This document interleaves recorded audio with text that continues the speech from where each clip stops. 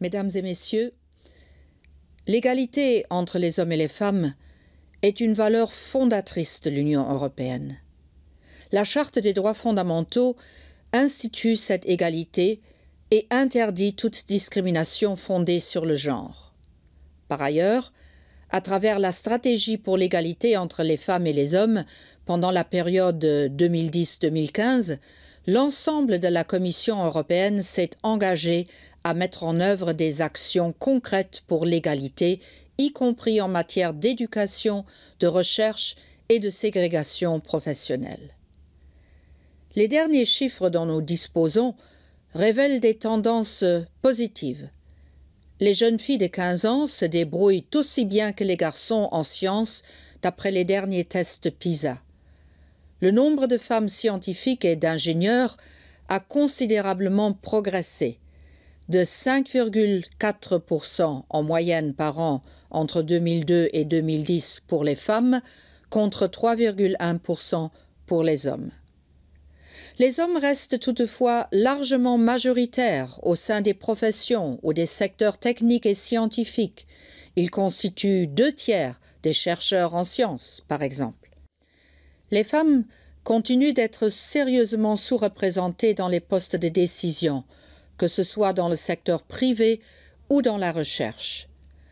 Alors qu'elles représentent quand même 60% des diplômes de l'enseignement supérieur, leurs excellents résultats scolaires et universitaires ne se reflètent pas dans les positions qu'elles occupent par la suite. Cette sous-représentation constitue une injustice, mais également un gaspillage de talent et une entrave à l'innovation et à la croissance économique. De nombreuses études tendent en effet à prouver que des équipes diverses sont plus performantes et plus innovantes. Il est temps de donner une impulsion politique pour amplifier les tendances actuelles, certes positives mais insuffisantes, si nous voulons faire de l'égalité une réalité pour tous. Dans le cadre d'une communication sur l'espace européen de recherche scientifique, la Commission a proposé une série d'actions et des objectifs aussi pour l'égalité entre hommes et femmes dans la recherche, y compris dans les plus hauts postes. Pour ma part, j'envisage une action européenne pour améliorer la représentation des femmes dans les postes de décision économique. Nous sommes déterminés à intervenir à tous les niveaux, à toucher tous les âges. Il faut sensibiliser les enseignants aux questions du genre pour qu'ils permettent à tous les garçons et à toutes les filles de développer leur potentiel sans les enfermer dans des rôles préétablis.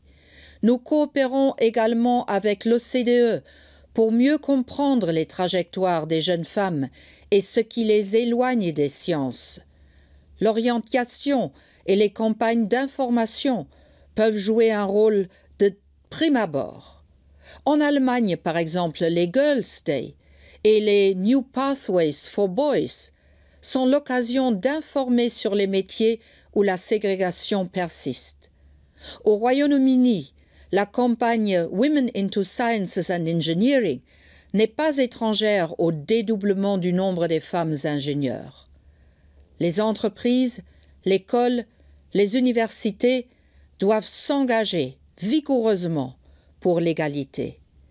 J'invite l'ensemble des participants à se pencher sur les raisons de la persistance d'inégalités, notamment en sciences, notamment en technique, et sur les leviers dont nous disposons et que nous pouvons créer pour promouvoir l'égalité de plus en plus dès le jeune âge et puis aussi tout au long de la vie.